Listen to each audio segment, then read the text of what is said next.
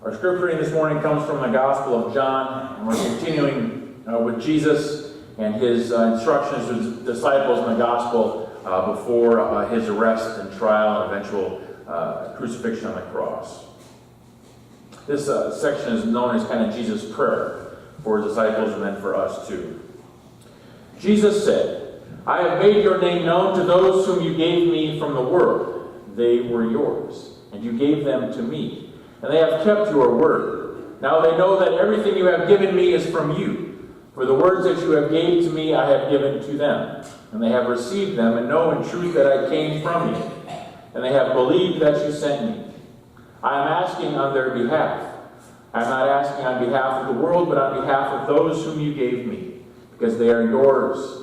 All mine are yours, and yours are mine. I have been glorified in them.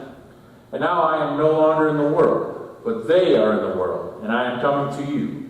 Holy Father, protect them in your name that you have given me, that they may be one, as we are one. While I was with them, I protected them in your name that you have given me. I guarded them, and not one of them was lost except the one destined to be lost, so that the scripture might be fulfilled. But now I am coming to you, and I speak these things in the world so that they may have my joy made complete in themselves. I have given them your word, and the world has hated them because they do not belong to the world, just as I do not belong to the world. I am not asking you to take them out of the world, but I ask you to protect them from the evil one. They do not belong to the world, just as I do not belong to the world. Sanctify them in the truth. Your word is truth. As you have sent me into the world, so I have sent them into the world. And for their sakes I sanctify myself, so that they may also be sanctified in truth." The Holy Scriptures. May the Spirit add a blessing to our understanding of them.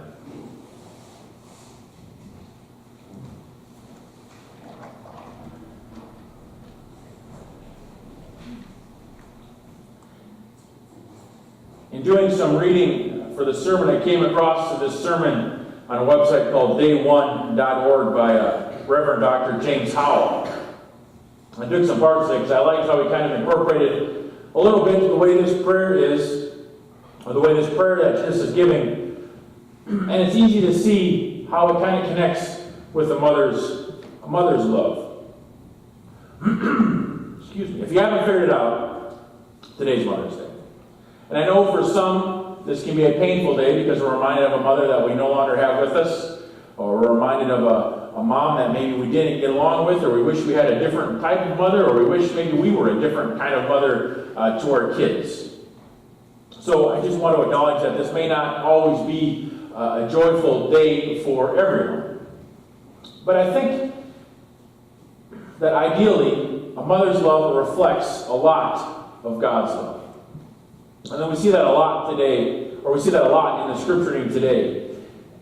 According to the Gospel of John, Jesus and his disciples are still in the upper room.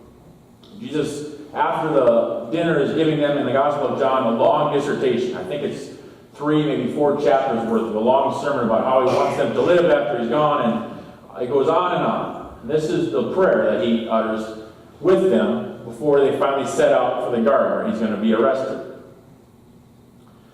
So he knows that they're going to betray him. He knows that they're going to fall away and no one's going to stand with him through his arrest and his crucifixion. He knows they're going to huddle scared in a room until he shows up once again after his resurrection. And he still prays this prayer for them. He still says, I want to protect them. I want them to be given strength. He gives them an unconditional kind of love. Knowing the way they're going to act, he still prays for them. Easy to see a mother's love in that. Loving their children, knowing they're not going to be perfect. But in this prayer, Jesus kind of shows them, I am no longer going to be around with you physically in this world. I am going to leave you. And I have to imagine the disciples are thinking, I'm scared. I don't want you to leave. I want you to stay. Continue doing your miracles. Continue keeping us safe. But Jesus says, I'm going to leave.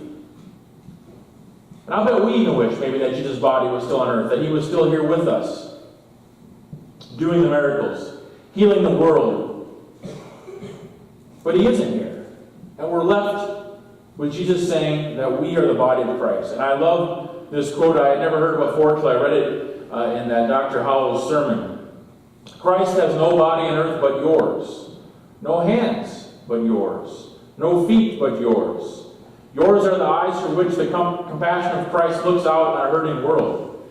Yours are the feet with which he goes about doing good. Yours are the hands with which he is to bless now. Jesus is telling his disciples and he's telling us that we are the ones to carry on his teachings.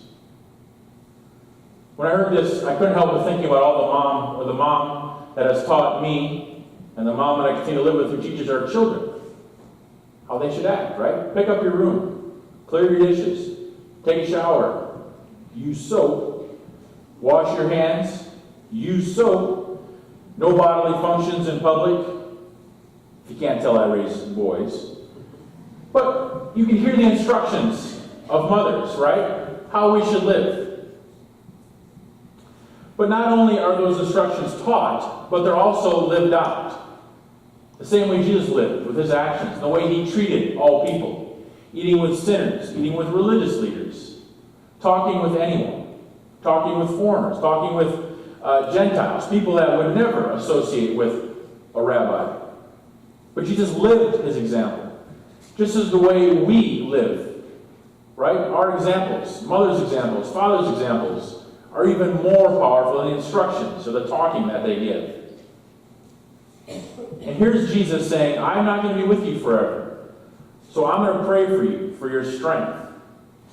And I'm going to hope that you listen to my instructions and you saw the way I acted and you're going to follow the best as you can.